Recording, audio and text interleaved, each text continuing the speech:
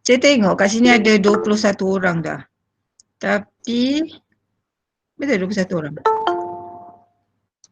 Yang kemudian ni dia tak masuk pun dalam MyGuru, kedatangan MyGuru. Ada 19 orang, dia tak masuk. Sebab tu saya kata masuk dulu. Sekejap saya nak record.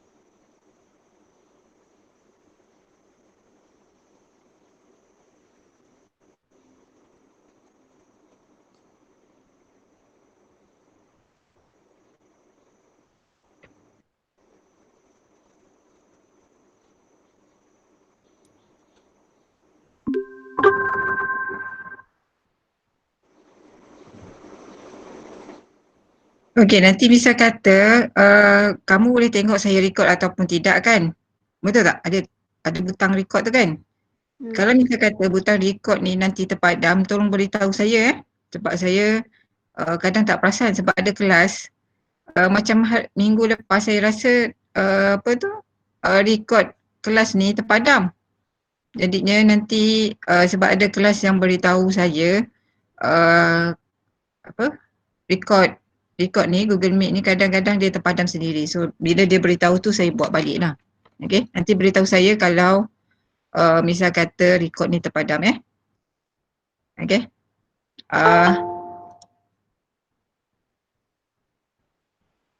Okay, sebelum kita mula kelas ada apa-apa soalan? Ada soalan?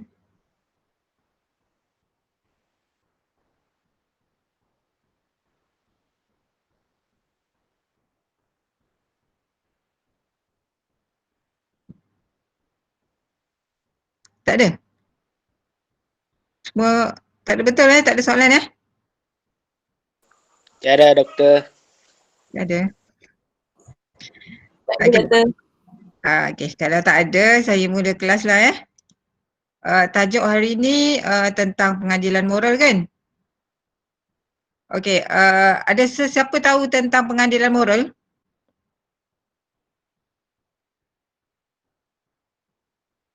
Kenapa semua orang off kamera Kau nak ikutkan sistem ni kan?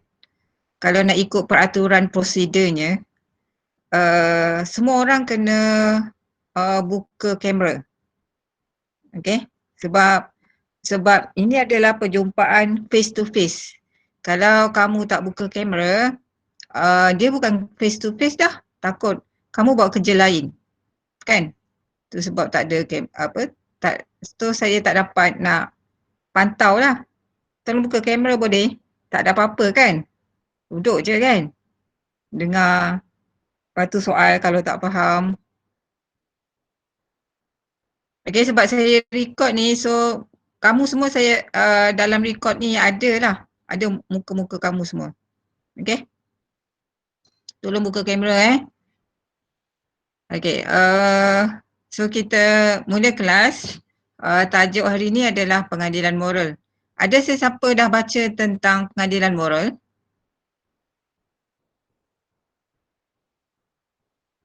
Tak ada? Ada doktor.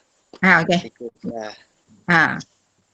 Pengadilan moral ni adalah perlakuan menjatuhkan hukuman atau mengenakan penilaian tertentu kepada sesuatu peristiwa sejarah atau kepada seseorang pelaku dalam sejarah.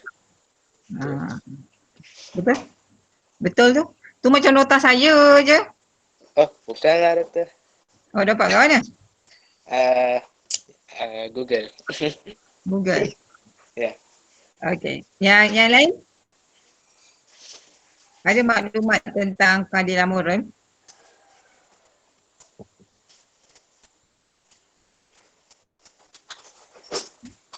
Ada siapa tahu apa itu pengadilan moral dalam sejarah? Dia pengadilan moral dalam sejarah ni dia tak sama dengan moral yang moral apa tu? Penilaian moral tu kan? Ataupun kalau kita dekat fakulti kita tu kita ada jabatan moral kan? Tak sama dengan yang tu. Moral yang etika tu. So, yang lain tak baca dah maksudnya.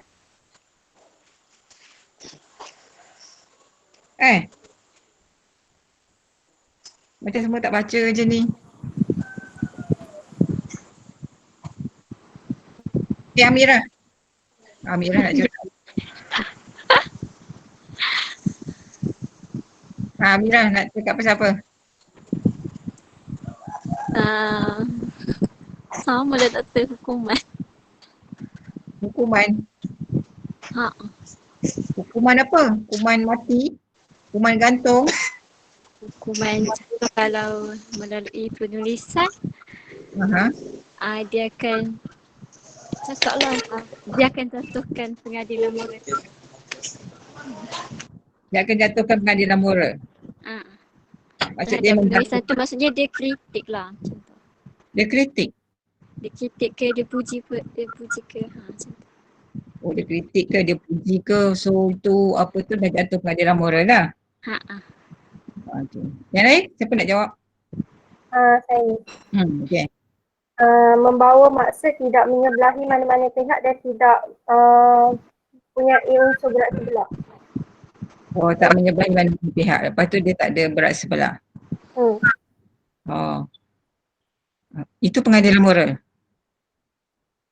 Itu lebih kepada tidak bias. Okey, yang lain? Yang lain?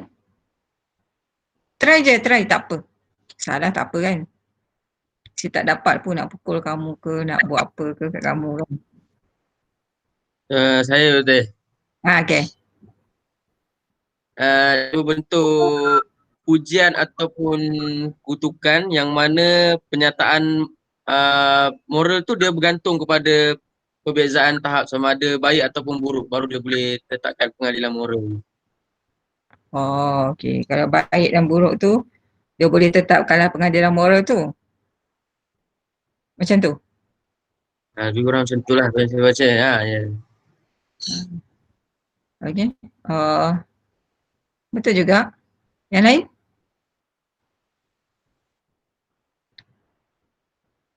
Lain ada tak? Saya doktor. Okey. Siapa tu? Bagi pendapat.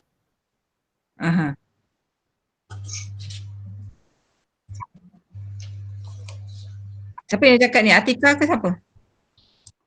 Oli. Oli. Okey. Doktor, bagi saya pengadilan moral ni dia bergantung kepada sejarawan yang menulis. Sama ada dia nak bagi pengadilan moral tu dalam bentuk yang positif ataupun negatif. Okey. Tapi ada juga yang tak berani membuat pengadilan moral sebab mereka takut pengadilan moral ni akan mengganggu karya mereka. Okey, betul. Lagi? Saya rasa itu saja. Itu saja. Okey, yang lain nak try? Saya doktor. Okey.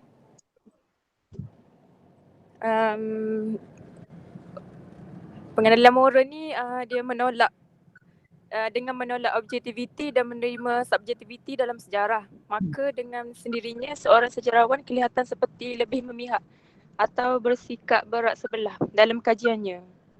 Okey. Betul juga, lebih kurang juga. Okey, yang lain siapa nak try? Firzati ni tak ada kamera ke? Ada. Saya cari lain lah. Ada atas kereta. Oh, okey. Okey. Rumah saya dekat sungai, so dia tak ada line sangat. Dia atas kereta. Okey, nampak. Dah nampak dah. Okay. Okey, terima kasih lecturer. Yang lain? Yang lain tak ada? Tak ada nak cakap? Yang lain maksudnya tak baca dah kan? Apa nak jadi lah. Okey, doktor. Saya cuba. Okey. Boleh? Boleh. Okey, doktor. Berdasarkan saya baca ni, pengadilan moral dia orang panggil dia apa orang panggil? Dia macam yang subjektif juga. Kemampuan untuk berbuat, macam nota saya baca, kemampuan untuk berbuat demikian terletak pada pengaruh yang membentuk pendirian dan pandangan ni yang diperolehi daripada masyarakat, pelajaran, pengalaman dan juga pemikiran. Kesemua unsur ini merupakan sumber tenaga dalam penulisan ni. Ini makna pengadilan moral ni dia panggil apa? Panggil apa? Dia mempengaruhi pengaruh budaya dia, agama dan fahaman dia sendiri. Dia sama juga macam subjektiviti. Betul tak? Ke salah? Pengadilan moral ni memang boleh dia dipengaruhi oleh unsur-unsur itu, memang boleh. Tapinya nak cakapnya antaranya akan dipengaruhi sebab pengadilan moral ni dia memang jatuh subjektif pun nanti. Kan? Ada unsur pengadilan moral ni maksudnya dia tak boleh bersifat objektif dah 100% macam yang saya cakap minggu lalu, macam Ranker kata, kalau nak capai sejarah yang bersifat objektif tu, jauhkan diri daripada pengadilan moral. Okay, nanti kita akan belajar lah sama ada pengadilan moral ni dia boleh kita boleh jauhi dia ataupun sebenarnya kita tak boleh melepaskan pengadilan moral tu. Kan? So tu nanti kita akan tahulah. Tapi kalau orang yang dah baca, dia dah tahu dah pengadilan moral tu boleh ke tak boleh ke dalam sejarah kan. Okay. Okay. Yang lain ada nak try? Saya doktor. Ya. Akmal tak ada video ke? Akmal ke? Akmal. Akmal tak ada video.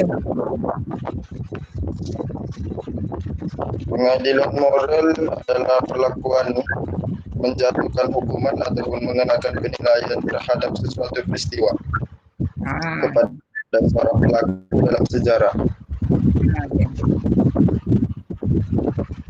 Okey, betul? Ada nak tambah lagi? Itu je. Itu je? Itu je. Okey, yang lain? Saya doktor. Ya, okey. Pengadilan moral dapat dikesan apabila seseorang sejarawan dengan sengaja atau tidak sengaja menjatuhkan, menghukum dan menilai sesuatu. Okey lah tu, betul lah tu. Dia punya, Akmal tolong matikan awak punya tu. Pisau ni. Doktor. Ya. Kalau macam sejarawan tu adik-adik mana pun memang tidak akan lari daripada melabel-label pelaku-pelaku sejarah ni. Bob. Macam tu. Ya. Bob Burhan ni nama penuh siapa ni? Burhan Syakirin. Muhammad Burhan. Muhammad Burhan. Tak ada video ke? Ada video tu? Ada ya. Tengok sikit. Inilah namanya Burhannya. Okey. Tadi tanya dah dia. Tanya dah apa? Sejarawan tu adik-adik mana dia dok bias ke kerana memang tetap akan jatuh hukum macam dia melabel-labelkan macam mana? Dia bukan Kak Melek dia secara langsung atau tak pun langsung ataupun tak, dia kan kalau dia dah mula melabelkan sesuatu peristiwa tu, tokoh dan sebagainya, dia akan jatuh pengadilan moral kan. Maksudnya bila dia menulis lah, itulah prosesnya. Okay. Nak cakap dia nanti proses menulis tu panggil pengadilan moral tu. Bukan dalam proses. Bukan proses. Dalam proses penulisan. Kan dalam proses penulisan tu dia ada pentafsiran kan?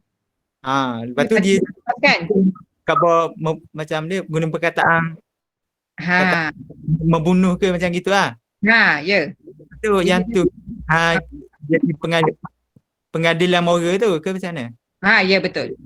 Okey. Dengan perkataan pun nanti dia akan jatuh pengadilan moral. Maksudnya sengaja ke, tak sengaja ke, dalam pentafsiran dia lakukan tu, so nanti dia akan ni lah, dia akan apa nak cakapnya, dia akan jatuh pengadilan moral tu. Sebab pengadilan moral ni dia jatuh masa proses pentafsiran tu. Okey. Faham tak? Faham. Ha. Okey. Maksudnya kat sini benda-benda yang jatuh ni maksudnya objektif ke, subjektif ke, pengadilan moral ke, kan? Benda ni memang berlaku apabila proses pentafsiran tu dilakukan oleh seorang sejarawan. Sebabnya proses pentafsiran tu dia berlaku apabila seorang sejarawan tu dia apa tu? Bob matikan awak punya sound. Okey. Maksudnya kat situ bila seorang sejarawan tu macam saya cakap minggu lepas, dia dah baca. Okey, sumber tu kan. Bila dia dah baca, dia dapat fakta, kan? Bila dia dapat fakta, dia mula faham situasi peristiwa dalam sumber tersebut, dalam fakta tersebut. So bila dia faham, dia cuba menghurailah lah. Bila menghurai, mengulas kan, mentafsir, apa nak cakap, menilai dan sebagainya. Bila proses tu berlaku, itulah pentafsiran. Okey, masa dia mentafsir tu, dia dah mula menulis, dalam mentafsir tu dia akan jatuh pengadilan moral. Okey, faham tak?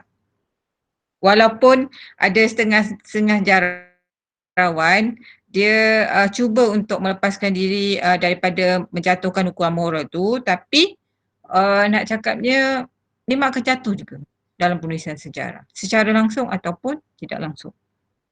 Okey? Faham Ada soalan? Tak ada? Okey, kalau tak ada, saya mula kelas boleh? Boleh boleh Doktor.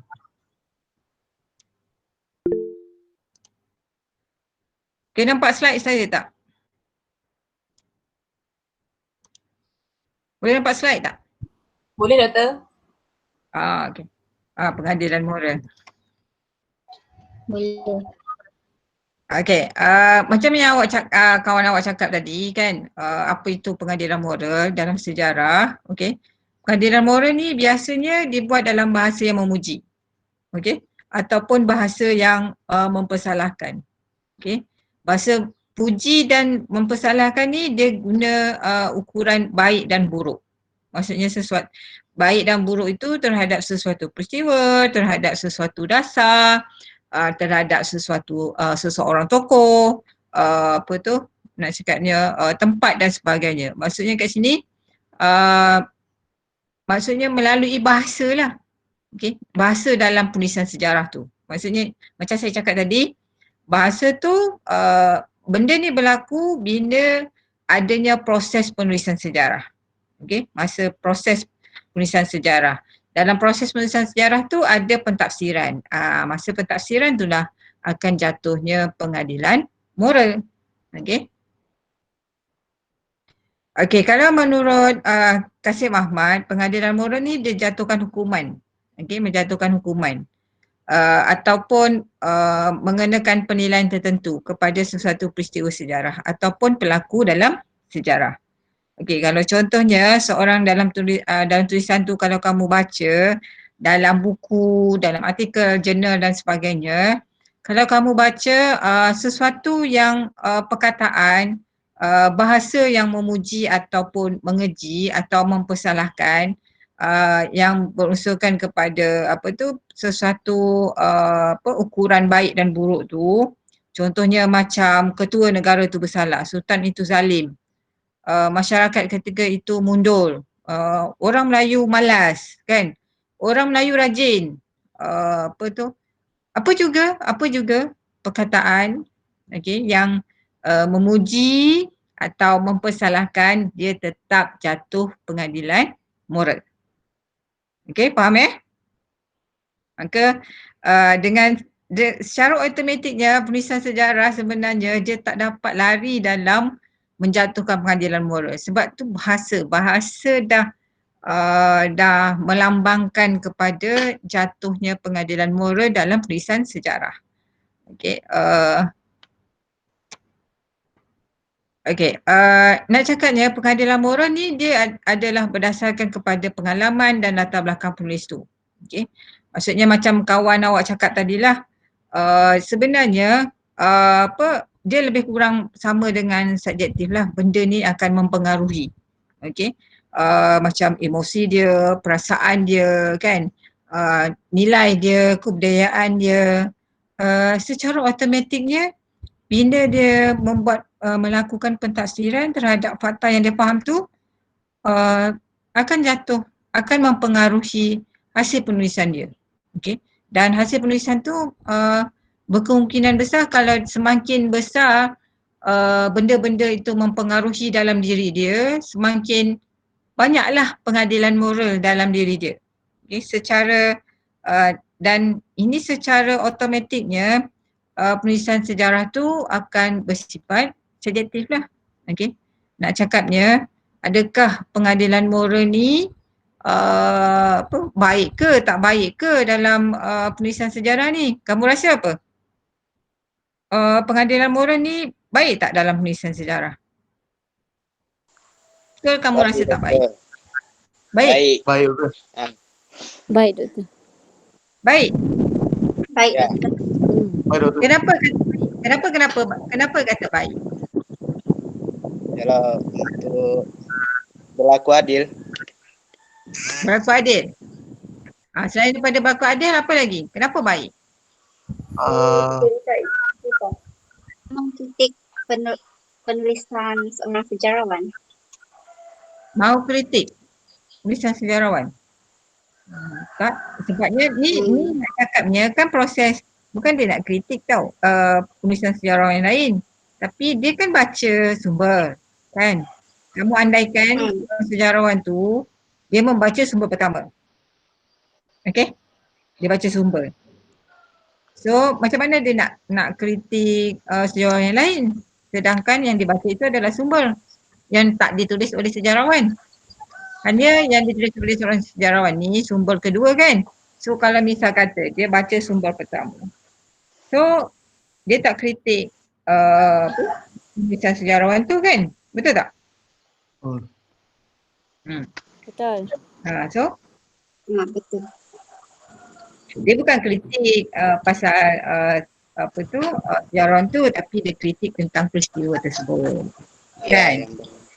Peristiwa tokoh ke, dasar ke, itu yang dikritik, bukan sejarawan. Okey?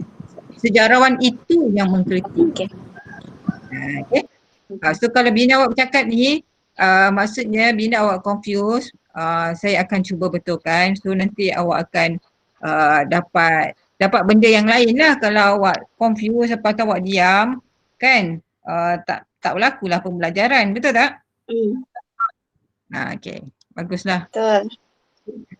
Maksudnya kat sini siapa-siapa boleh bercakap kalau dia confuse dia baca, kadang dia rasa dia tak faham sangat, so boleh tanya. Okey. Ini adalah biasa yang diadili oleh para sejarawan. Nak cakapnya pengadilan moral ni dia banyak benda dia boleh masukkan. Okey. Tapi biasanya pengadilan moral tu macam mana seorang sejarawan tu memasukkan. Okey, contohnya seorang sejarawan tu dia akan menjatuhkan pengadilan moral tu terhadap individu, maksudnya tokoh lah. Okey. Tokoh yang dia kaji. Sama ada dia memuji ke, dia mengeji ke, dah jatuh pengadilan moral. Okey. Sama juga penulisan tu, seorang sejarawan tu dia boleh menjatuhkan hukuman moral ni terhadap sesuatu peristiwa atau institusi atau dasar.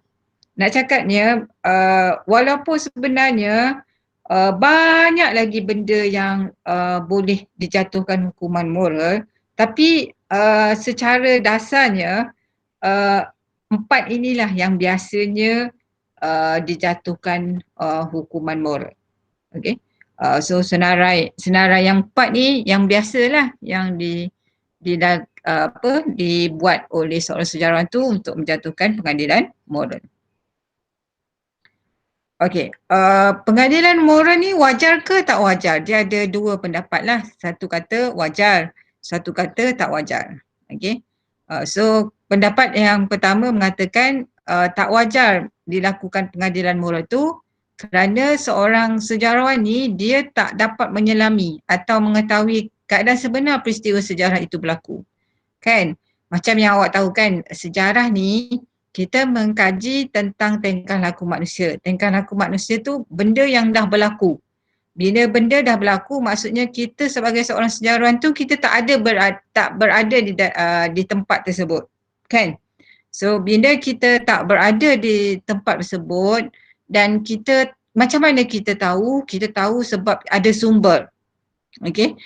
Dan bila kita baca sumber tu, kita sebagai seorang sejarawan, kita sebenarnya tak dapat menyelami keadaan peristiwa tu ataupun kita tak tahu sebenarnya apa yang berlaku dalam peristiwa sejarah tersebut.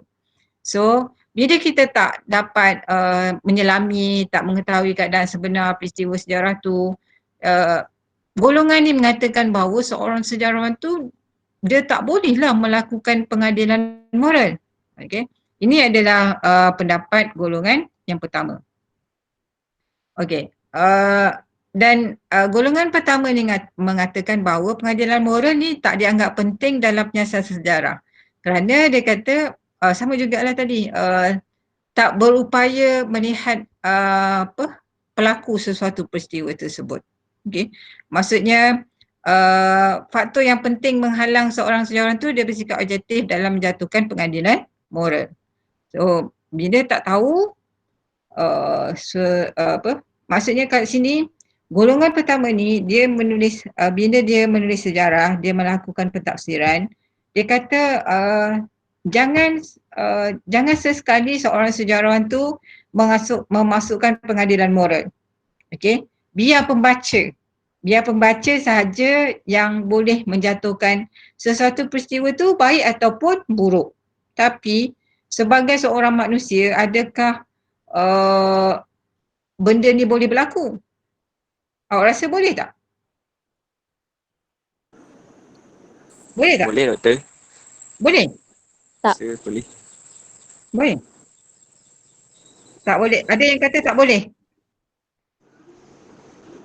So macam mana seorang sejarawan tu dia boleh menghindarkan pengadilan moral ni?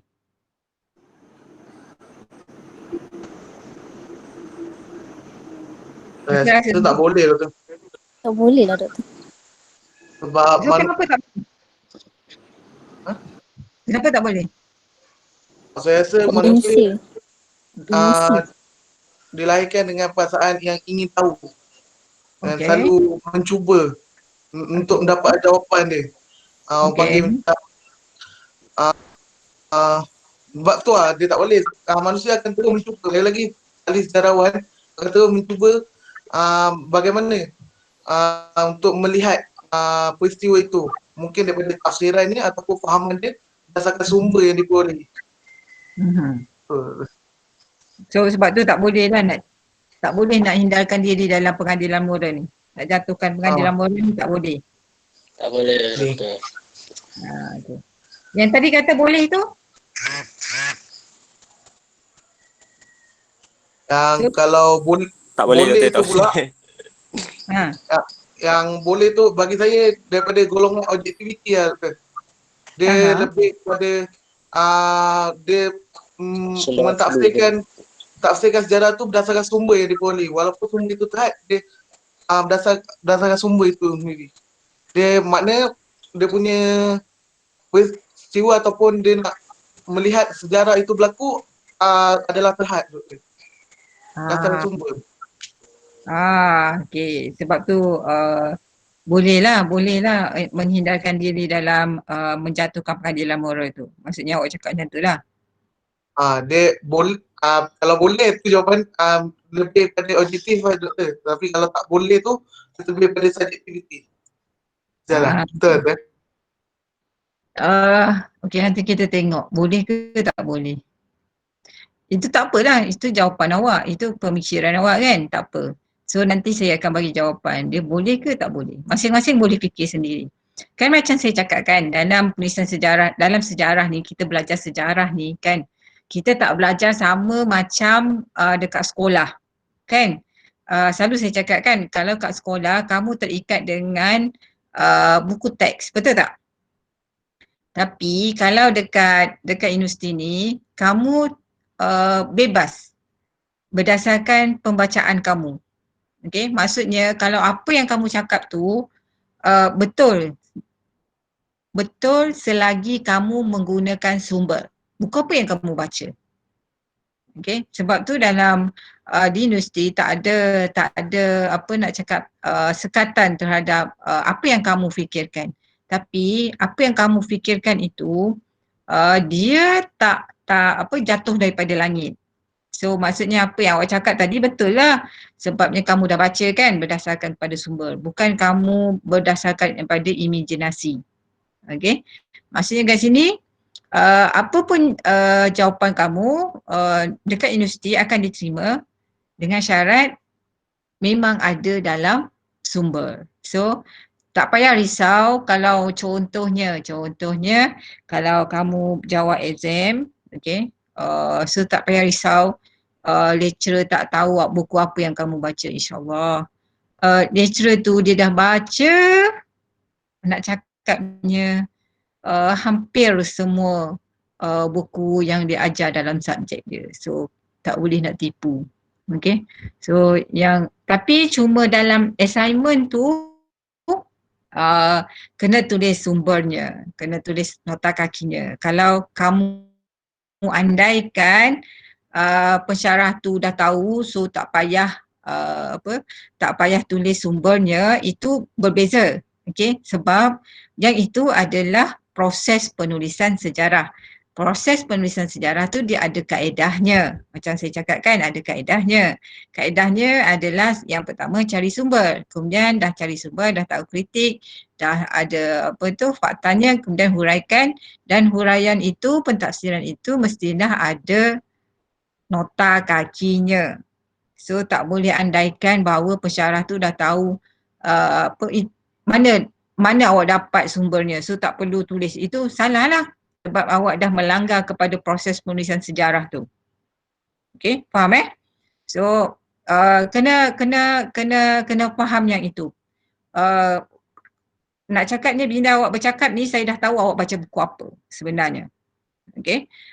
So bila apa nak cakap sebab tu kalau macam saya cakap apa nak cakapnya, bila saya kata di universiti ni itulah awak punya pemikiran akan lebih meluas. Dan rugi kalau bila awak masuk belajar di universiti ni, terutamanya degree ni, kalau awak tak baca buku-buku yang sepatutnya awak baca, maka nanti akan nak cakapnya akan rugilah daripada knowledge awak tu. So nanti kalau awak tak baca, maksudnya sama juga macam awak duduk kat sekolah. Okay. Saya dah merepek dah ni. Tapi saya nak jelaskan begitulah situasinya sebagai seorang sejarawan yang belajar di universiti adalah berbeza dengan pelajar yang belajar di sekolah. Okay? Okay. Faham Ada orang lagi ke tak ni? Faham ke tak faham? Faham, Doktor. Faham, Doktor. Sebab itulah saya suruh kamu semua membaca. Okay? Teruskan Okey. Golongan kedua ni mengatakan bahawa pengadilan moral ni memang wajar dijatuhkan dalam penulisan sejarah. Kenapa wajar? Sebab pelaku yang melakukan sesuatu kejahatan tu daripada segi lahiriah dia ataupun luarannya, tapi kalau dalam hatinya tu dia bermotif suci, akan dijatuhkan hukuman dalam mahkamah. Okey, maksudnya kat sini kan contoh apa nak bagi? Bila seseorang tu dia mencuri. Okey, dia mencuri. Okey, contoh yang paling siapa Robin Hood. Okey, itu bukan sejarah lah tapi nak cakapnya peristiwa tu ada dilakonkan kan, ada movie dia kan. Itu semua awak tahu kan? Okey, Robin Hood. Robin Hood ni dia mencuri. Okey. Dia mencuri tu itu perbuatan jahat dah. Okey. Tapi dia mencuri kenapa? Dia mencuri tu sebab dia nak bantu orang miskin. Kan? Itu hasrat hati dia lah. Maksudnya dia buat benda tu adalah untuk tolong orang miskin. Okey. Tapi hakikatnya dalam mahkamah perbuatan tu tetap salah. Okey, sebab mencuri adalah salah. Okey. Bila dia salah, walaupun dia ada niat yang baik, tapi dari segi undang-undangnya akan jatuh juga perbuatan itu adalah salah. Okey. So bila perbuatan salah, macam mana ahli sejarawan dia nak menulis bahawa peristiwa itu adalah walaupun seorang sejarawan tu dia tak tahu tentang lahiriah, tentang sifat yang sebenarnya dia nak bermotifkan maksudnya dia bersifat baik tu dalam hati dia. Tapi nak cakapnya secara luarannya memang dah nampak dah perbuatan itu adalah tak baik. Okey, perbuatan yang salah dan dalam mahkamah akan dijatuhkan hukuman. So macam mana seorang sejarawan tu nak kata dia seorang yang baik? Okey. Nak cakapnya kat sini, perbuatan itu perbuatan tidak menghalalkan cara. Betul ke? Perbuatan tak menghalalkan cara. Ke cara tak menghalalkan perbuatan? Siapa ingat? Betul tu, perbuatan tak menghalalkan cara. Perbuatan. Niat tak menghalalkan cara. Niat kan tak menghalalkan cara. Maksudnya macam tu lah. Maksudnya kalau misal kata benda ni diterima dalam mahkamah, maka perbuatan senang je kalau orang nak bunuh. Kan contohnya. Dia kata saya bunuh ni sebab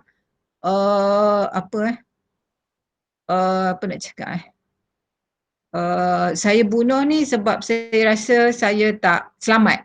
Sedangkan orang yang dia bunuh tu orang tua contohnya kan. Walaupun ada juga dalam mahkamah tu kalau tengoklah pelaku dia tu macam mana, so mereka akan cari bukti-bukti yang mengatakan bahawa perbuatan dia itu yang dilakukan itu adalah untuk menyelamatkan diri dia atau sebagainya. Tapi membunuh tu dah satu benda yang salah. Okey. So bila benda yang salah, dia tetap akan ditangkap. Dan bila ditangkap, dia akan dibicarakan. Itu dah nampak dia punya luaran. Bila dalam pembicaraan itu barulah kita tahu bahawa dia tu ada niat ke tak ada niat. Okey. Tapi hukuman tetap akan dijatuhkan sama ada dia ni diberikan hukuman yang ringan ataupun yang berat sebab yang dilakukan itu adalah benda yang salah. Okey. So sebab itulah bila sesuatu peristiwa tu berlaku, sejarawan tu secara automatiknya bila dia melihat peristiwa tersebut, dalam pemikiran dia dah jatuh dah. Dia dah mula mentafsir bahawa perbuatan ini adalah salah. So secara automatiknya akan jatuh pengadilan moral. Dan benda ni bukanlah secara langsung. Kadang-kadang secara tidak langsung pun boleh berlaku sebab berdasarkan kepada sumber itu. Okey? Faham ke tak faham? Faham ingat? Saya rasa faham kot Faham. Okey. Nak cakapnya bila saya cakap macam ni, persoalan tentang untuk memahami diri dari lubuk hati pelaku ni dia satu benda yang kecil lah. Sebab macam mana pun keadaannya, seorang sejarawan tu dia akan menjatuhkan hukuman moral tu berdasarkan kepada tindakan-tindakan luaran si pelaku. Okey, tindakan-tindakan itu akan disokong oleh bukti-bukti ataupun sumber-sumber sejarah yang ditemui oleh sejarawan tersebut. So itu lagi kuat lah, nanti akan jatuh pengadilan moralnya. Okey. Dan nak cakapnya tindakan lahiriah seorang individu atau tokoh tu, maksudnya dalam satu peristiwa tu, bila dia melakukan sesuatu peristiwa, benda tu adalah kesalahan, maka dia harus bertanggungjawab terhadap sesuatu peristiwa tersebut lah. Okey. Contohnya, kalau awak baca tentang perjanjian Perak, perjanjian Pangkor. Okey. Bila awak baca kan Sultan Abdullah ni menandatangani perjanjian Pangkor. Kenapa dia tanda tangani kan? Ada sebab-sebab atau awak baca sendiri. Okey. Bila awak baca kan, dan bila awak baca tu awak rasa marah kan? Kenapalah seorang pemimpin sanggup buat benda ni untuk kepentingan diri dia, contohnya. Kan? Mulalah awak mentafsir. Benda tu bila awak baca, awak faham, otak awak mula mentafsir. Kenapa benda ni terjadi? Kenapa sepatutnya dia tak boleh buat macam ni? Benda ni salah kan? Benda ni kadang-kadang awak baca, benda ni sepatutnya memang yang dia buat. Kena macam ni. Patutnya orang lain sokong dia kan? So sebagai seorang sejarawan, sebenarnya benda tu berlaku bila awak membaca. Maksudnya bila awak membaca ni, awak tak, sebagai seorang sejarawan lah, bila awak membaca, awak tak boleh terima bulat-bulat. Sebab tu saya kata, bila awak membaca, awak kena ada 5W dan 1H dalam awak punya otak tu. Dan selalu kena tanya, kenapa jadi macam ni? Kenapa dia buat macam ni? Kenapa? So bila awak tanya kenapa itu, menyebabkan awak nak tahu lagi. Bila awak nak tahu lagi, sebab itulah seorang sejarawan tu dia akan jadi detektif. Okay, detektif. So dia akan cuba cari buku, cari sumber lain. Kenapa sampai dia korek sampai, nak cakapnya sampai lubang cacing lah. Nak tahu sesuatu peristiwa. Itu adalah sejarawan. So bila dia dah bila dia baca sesuatu peristiwa tersebut, maka dengan automatiknya, dengan sendirinya akan jatuh juga pengadilan moral. Nak cakap ni kadang-kala pengadilan moral ni tak ditulis oleh sejarawan pun, tapi orang yang membaca pun kadang-kala dia akan akan sendiri berfikir bahawa itu adalah salah, itu adalah betul dan sebagainya. Okey? Faham tak? Faham? Faham, Doktor. Faham Okey, macam mana boleh jatuh pengadilan moral dalam penulisan sejarah? Okey, jatuh pengadilan moral dalam penulisan sejarah ni dengan guna perkataan pun dah jatuh.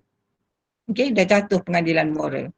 Okey, guna perkataan. Macam saya cakap tadi, pengadilan moral ni dia adalah berdasarkan kepada perbuatan yang baik ataupun yang buruk. Berdasarkan kepada perbuatan memuji ataupun mengeji atau mempersalahkan. Okey, nak cakapnya kat sini, bila benda pengadilan moral itu, itulah bendanya. Bila itulah bendanya, secara automatiknya penggunaan perkataan pun dah jatuh pengadilan moral lah. Okey. Walaupun awak kata kejam ke, jahat ke, zalim, bunuh dan sebagainya, itu jatuh pengadilan moral. Tapi kalau awak cakap baik, cantik, apa lagi? Perkataannya yang memuji. Apa lagi? Pandai, kan? Bijak. Apa lagi? Maksudnya perkataan-perkataan tu yang melambangkan sesuatu yang baik ataupun yang sebaliknya akan jatuh juga pengadilan moral. Okey. Dan nak cakapnya pengadilan moral ni macam saya cakap tadilah, dia akan berlaku secara langsung ataupun tidak langsung. Maksudnya sama ada seorang sejarawan tu secara sedar dia menjatuhkan pengadilan moral terhadap satu peristiwa ataupun dasar ataupun pada tokoh, pada tempat itu, dia memang nak jatuhkan pengadilan moral, ataupun ada setengah sejarawan dia sedaya upaya tak nak menjatuhkan pengadilan moral, kan?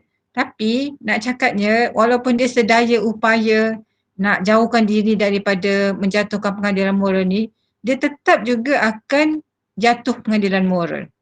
Sebab dengan guna perkataan tu pun, perkataan-perkataan yang memuji atau mengkeji pun dah jatuh pengadilan moral.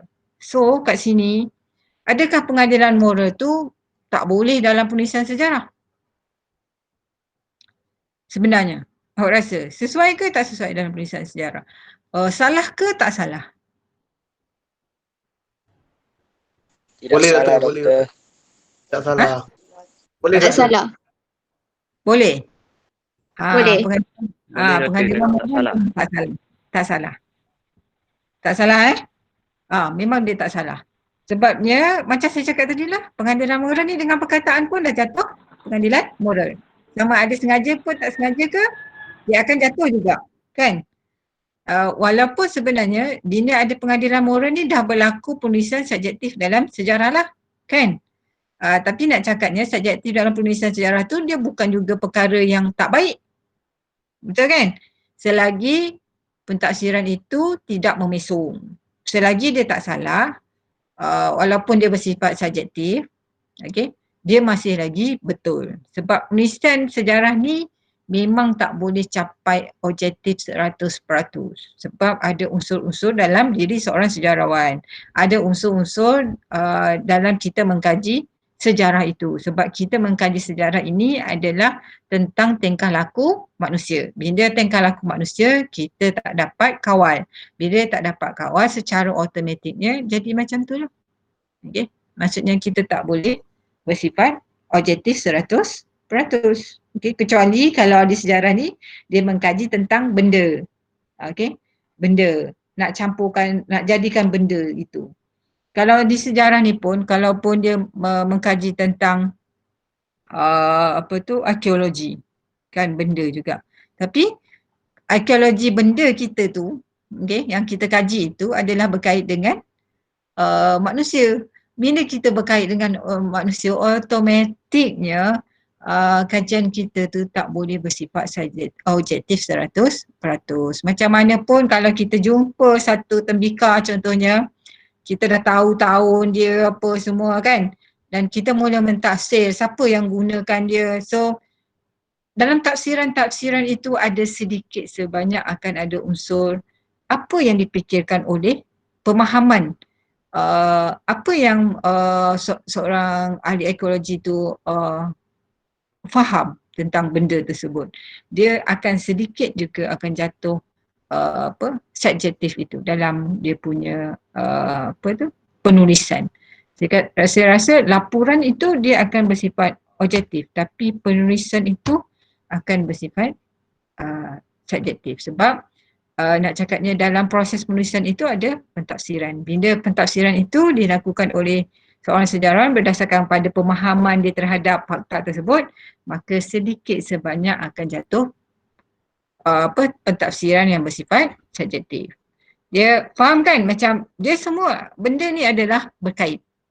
Okey, semua benda adalah berkait. Okey, nak cakapnya kalau awak baca buku pun tentang kekejaman Jepun ke, tentang kebaikan pemerintah ke, kan, seorang tokoh ke, sesuatu tokoh ke, tentang nak cakapnya tentang negara kita ke, apa semua tu, sebenarnya telah jatuh pengadilan moral. Dalam buku tu memang ada pengadilan moral. Walaupun nak cakapnya bukan terang-terangan, tapi kalau contoh macam tulisan Ghazali Mahyudin ni memang terang-terangan lah. dia ada guna perkataan-perkataan tentang kekejaman, kezaliman kan. So dia cerita tentang penduduk Cina ni telah diseksa kan oleh Jepun, macam mana dia menggambarkan cara mereka dibunuh, di mana mereka ni gali kubur sendiri contohnya kan. Dia nak gambarkan betapa kejamnya pihak Jepun ni kepada orang Cina, dan kat sini secara terang-terangan memang dah jatuh pengadilan moral secara terang-terangan. Ni benda yang nampak lah, maksudnya penulis tu dia semasa dia melakukan pentafsiran tu berdasarkan pada sumber yang dapat, fakta terdapat tu, dia secara terang-terangan mengatakan bahawa tindakan yang dilakukan oleh pihak Jepun ke atas orang Cina tu adalah kejam. So itu secara terang-terangan. Tapi akan jatuh juga kalau bukan secara terang-terangan. Okey. Maksudnya dia menggunakan perkataan pun dah jatuh pengadilan moral. Okey. Faham Senang kan? Ada orang ke tak ada orang ni? Ada. Ada. Faham. Faham Faham doktor. Okey. Faham, betul. Okey, saya Faham teruskan. doktor. Okey. Teruskan pengadilan moral ni kenapa dia perlu dalam penulisan sejarah. Okay. Kenapa dia perlu? Yang kedua, kenapa dia perlu dan dia tak boleh ditinggalkan dalam penulisan sejarah. Macam tadi perkataan pun dah jatuh. Okay. Yang ni sekarang ni pengadilan itu perlu sebab pengadilan moral tu dia sebagai tauladan dan pengajaran. Okay. Sejarah ni dia salah satu alat yang digunakan oleh sesiapa saja untuk memberi pengajaran kepada pembaca. Okay. Pengajaran peristiwa yang lampau itu dijadikan sebagai satu pengajaran. Okay. Sebab bila dia beri pengajaran, so memberi iktibar, so maksudnya kat sini sejarawan berharap bahawa peristiwa yang pahit itu ataupun peristiwa yang tak seharusnya berlaku itu, peristiwa yang tak baik itu seharusnya menjadi pengajaran kepada masyarakat akan datang supaya tak dilakukan, tidak akan dilakukan oleh masyarakat pada masa akan datang seperti mana yang dilakukan oleh sesuatu peristiwa tersebut. Contoh macam pengebuman Hiroshima. Amerika kan masa Perang Dunia Kedua. Nak cakapnya sebenarnya pihak Amerika ni dia hampir kalah. Okay, sebenarnya dah lumpuh pun. Tapi dia ambil tindakan yang nak cakapnya senang nak menang lah. Okay, senang nak menang. Walaupun dia tulis dalam dalam kajian mereka mengatakan bahawa Amerika ni sebenarnya dia nak beri pengajaran kepada Jepun supaya Jepun ini tidak terlalu kuat. Bila dia terlalu kuat dia akan memerintah, menjajah negara lain. Tapi sebenarnya Amerika ni dia pun menjajah juga kan. So dia punya niat tu di sebalik tu, dan dia kata kenapa dia kena buat perbuatan mengebom bandar Hiroshima ni adalah untuk menghentikan perbuatan Jepun tu. Tapi sebenarnya apa yang dibuat oleh pihak Amerika ni adalah sesuatu perbuatan yang salah. Okay. Bila dia salah, jadi pengkaji-pengkaji dari Persatuan The Pacific War ni, research di Jepun ni, mereka ni merakamkan tentang kesan nuklear yang dihadapi oleh mangsa-mangsa bom atom tu semasa peristiwa pengebuman Hiroshima dan Nagasaki. Okay. Dan mereka ni telah membuat satu research dan mereka telah membuat laporan yang mengatakan bahawa akibat dari pengebuman tu secara automatiknya bandar tu musnah kan. Bukan saja musnah, orang yang tidak berdosa, maksudnya kanak-kanak, orang tua, ataupun orang yang tak bersalah melakukan aktiviti harian tiba-tiba jatuh bom tu kan, dan menyebabkan yang mati-matilah. Okey. Yang hidup ni mereka akan mengalami kesengsaraan. Menyebabkan genetik orang Jepun tu dia kedil-kedil, rendah kan. Lepas tu siapa yang hidup tu maksudnya dia bergantung kepada ubat-ubatan. Maksudnya kat sini orang Jepun ni dia telah menjaga orang yang mangsa-mangsa bom ni hidup. Ada yang sampai 70 tahun, 80 tahun masih hidup. Dan mereka ni dibekalkan dengan ubat-ubatan. Maksudnya satu hari tu mereka kena telan pil, contohnya ada 70 atau 40 jenis pil untuk mereka meneruskan hidup. Okey, kemudian mereka terpaksa membangunkan bandar mereka dan sebagainya. So, benda ni mereka tulis. Okey, mereka kaji, mereka tulis kesan daripada pengeboman ini. So, secara automatiknya benda ni ditulis adalah untuk memberi pengajaran. Okey, memberi pengajaran kepada negara lain supaya tidak melakukan apa yang dibuat oleh pihak Amerika menyebabkan penduduk di Jepun ni menderita. Ada yang hidup tu menderita lah, maksudnya banyak benda lah yang menyebabkan sesuatu tu senang pada pihak Amerika tetapi kesannya sangat susah kepada Jepun. Okay. Yang ni tentang pengeboman Hiroshima ni awak boleh tengok dalam YouTube. Okay, dalam YouTube. Dalam YouTube tu dia akan apa nak cakap sekejap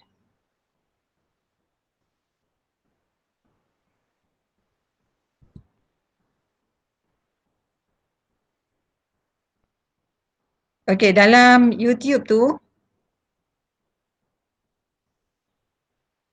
apa tadi saya cakap? Dalam YouTube. Okay, dalam YouTube tu ada ditayangkan tentang peristiwa pengeboman bandar Hiroshima oleh pihak Amerika. Dia terlalu kejam lah, macam sangat kesian lah, sebabnya bila dia menjatuhkan bom tu, masyarakat di Hiroshima dan Nagasaki tu tengah melakukan kegiatan harian mereka, tiba-tiba jatuh bom tersebut. Okay, kalau nak tengok tu boleh tengok dalam YouTube nanti, tengok sendiri. Okay. So nak cakapnya kenapa ditulis dalam penulisan sejarah adalah untuk membayangkan sensaranya tentang perang nuklear tu semasa Perang Dunia Kedua. Okay, pengajaran iktibar kepada masyarakat dunia buat selama-lamanya. Okay, khususnya kepada negara yang gemar berperang ataupun negara yang gairah mencipta bom nuklear atau mereka yang sewenang-wenangnya melakukan menggunakan bom nuklear dalam persengketaan atau konflik di antara negara. Tapi nak cakapnya walaupun benda ni telah ditulis, telah dilaporkan, tapi tetap juga berlaku. Maksudnya kat sini bila tetap juga berlaku, manusia tu dia tak mengambil iktibar atau pengajaran daripada sejarah itu. Okay. So sebab itulah manusia ni dia tak boleh dikawal tingkah lakunya. Okay. Okay, kenapa pengadilan moral ni perlu dalam penulisan sejarah? Sebab pengadilan moral ni sebagai benteng hak asasi manusia. Okay. Maksudnya kat sini sejarah juga bertanggungjawab melihara hak asasi manusia. Okay. Dan ukuran dalam penilaian ahli sejarah tu bukan saja berdasarkan kepada persoalan kepentingan negara dan rakyat secara keseluruhannya, tapi dia melibatkan aspek pihak mana yang dinodai hak asasi manusianya. Okay. Contohnya sama juga macam Hiroshima dan Nagasaki tadi kan, penderitaan rakyat Jepun dengan Afghanistan yang tidak berdosa ni seperti wanita dan kanak-kanak, dan daripada peristiwa tersebut kita tahu kat sini bahawa sebenarnya pihak Amerika ni telah melanggar hak asasi manusia. Sepatutnya wanita, kanak-kanak dia tak bersalah sebab dia tak tahu apa. So kat sini dia lihat bahawa apa tu nak cakapnya, wanita dan kanak-kanak yang tidak terlibat dalam peperangan tu secara langsung ni maksudnya telah menerima apa ni akibat perbuatan yang dilakukan oleh pihak Amerika yang telah melanggar hak asasi manusia. Okey. Nak cakapnya kita lihat bila kita melihat benda ni secara automatiknya seorang sejarawan tu dia akan menjatuhkan hukuman moral ke atas Amerika sebab Amerika ni telah mengakibatkan kematian. Okay. Pengebuman Amerika ni terhadap kedua-dua negara tersebut telah menyebabkan kematian berjuta-juta orang yang tak berdosa, khususnya wanita dan kanak-kanak. Sebab itulah ini dianggap sebagai melanggar hak asasi manusia. Okey. Okey, kesimpulannya. Okey, pengadilan moral ni memang tak boleh diketepikan dalam sejarah. Sebab seorang ahli sejarah tu dia tak dapat membebaskan diri daripada melakukan pengadilan moral. Sebab apa dia tak boleh melarikan diri daripada membebaskan diri daripada melakukan pengadilan moral? Sebab melalui perkataan pun dah jatuh pengadilan moral. Okey. Kemudian daripada perkataan, kemudian daripada nak cakap macam saya kata kenapa pengadilan moral tu perlu dalam penulisan sejarah sebab untuk panduan pengajaran, sebab dia untuk memberi sebagai memberi nak cakapnya memberi pengajaran, beri panduan. Dan secara automatiknya pengadilan moral tu akan berlaku juga dalam pentafsiran sejarah. Okey. Ada apa-apa soalan?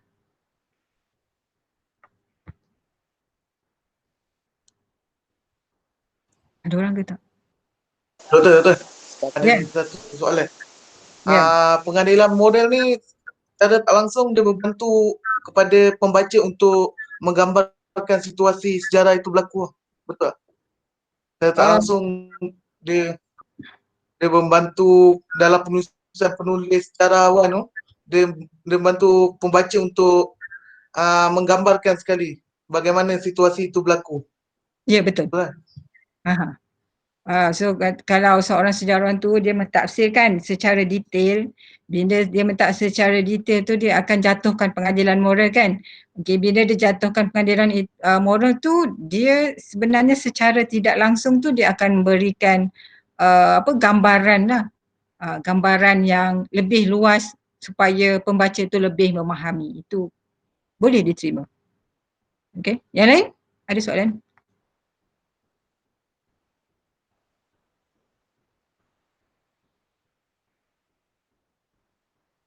Ada soalan? Tiada, Doktor. Tak ada? Semua faham? Semua faham apa itu pengadilan moral? Faham. Betul? Faham. Faham, Doktor. Boleh? Boleh, Doktor. Percaya ke awak ni? Okey, kalau boleh. Maksudnya Doktor, ya. apa tu memang setiap daripada penulisan sejarah tu mesti ada pengadilan moral kan Doktor kan? Memang takkan yang ada apa tu yang macam tak tulis tu tapi mesti ada berkait rapat dengan apa yang penulis tu fahami tentang penulisan tu. Ya, betul. Untuk dia elakkan daripada pembaca tu buat tafsiran diorang sendiri lah Doktor kan? Ataupun pengadilan moral diorang sendiri. Tak juga. Tak boleh nak elakkan tu juga. Sebenarnya kan kita belajar bahawa sebenarnya macam kamulah baca buku sejarah kan. Bila kamu baca berdasarkan kepada pemahaman kamu kan. So nak cakapnya kalau nak elakkan itu ada sedikit lah mungkin. Sedikit tentang nak mengelakkan, tapi nak cakapnya Macam mana nak cakap pengadilan moral ni? Awak kata tadi untuk mengelakkan pembaca melakukan pengadilan moral sendiri ke? Lebih kurang betul lah. Tapi ada sedikit lah, sedikit. Faham. Tapi Nak berlaku sedikit sebab pengadilan moral ni berlaku secara langsung. Ya. Langsung. Kadang-kadang kalau tak langsung pun akan berlaku juga kan, sebabnya dengan perkataan pun dah jatuh pengadilan moral. Betul tak? Penggunaan bahasa. Penggunaan bahasa pun dah jatuh pengadilan moral. Ya. Yang lain? Faham doktor. Dia pergi mana-mana kan. Dia tak tahu duduk diam. Selfie tu. Saya ada soalan doktor. Selfie tu. Dia selfie. Doktor. Adi cari Nak line beraya. tu. Oh, cari lain. Iya. Okey, yang lain nak tanya? Win. Semua faham Faham? Okay, Alhamdulillah lah semua faham. Saya tengok dalam My Guru ni ada berapa orang yang datang.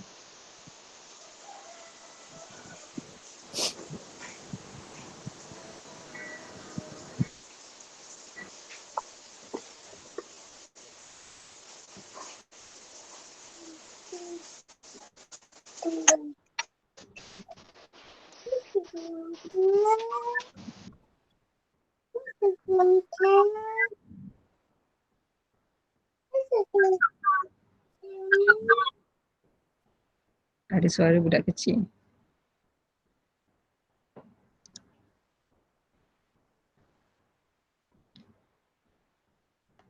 Ada 22 je.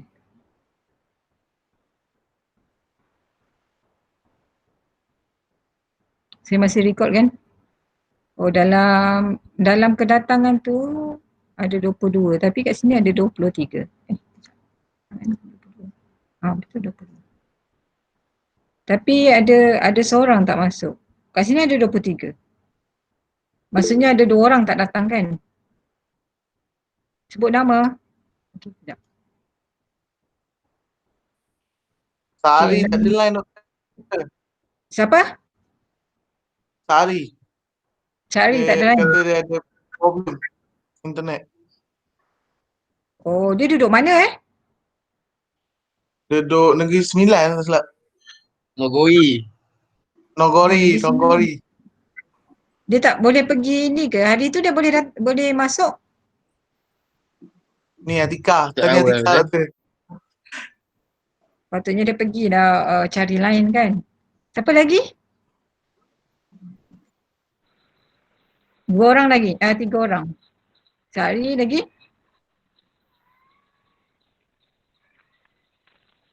Okey, saya sebut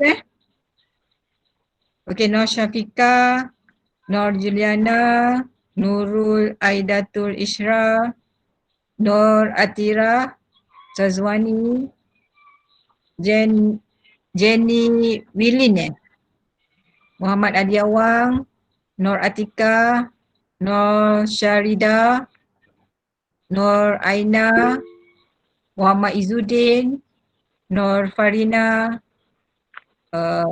Zulkair, Muhammad Salihin, Nur Amira, Vanessa, Edwin, Muhammad Faiz, Muhammad Akmal, Olivia, Shirisha betul kan? Filzati dan Muhammad Burhan Syakirin. Yang tu je. Ada seorang saya tak sebut kan? Siapa?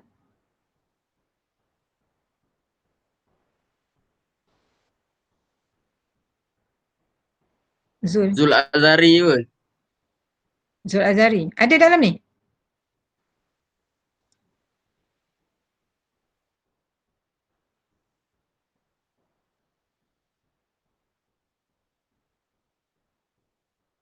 Tak ada Zul Azhari. Kamu semua guna nama betul kan? Bukan nama samaran kan? Ya ke? Jangan guna nama samaran. Kalau nama samaran nanti tak dapat detect.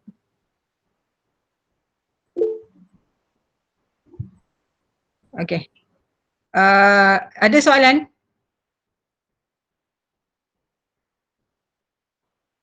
Ada soalan? Tak ada?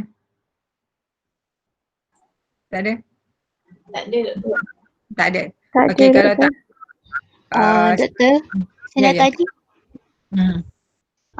Saya ada send PowerPoint dekat private message dekat doktor tapi doktor tak ada komen lagi. Okay, insyaAllah nanti saya try tengok. Okey, Yang lain? terima kasih doktor. Yang lain? Tak ada. Okey, kalau tak ada sambung minggu depan tajuk objektif subjektif Betul? Kalau minggu depan, kalau performa ni, nota kaki dengan bibliografi. Objektif subjektif. Ya. Objektif.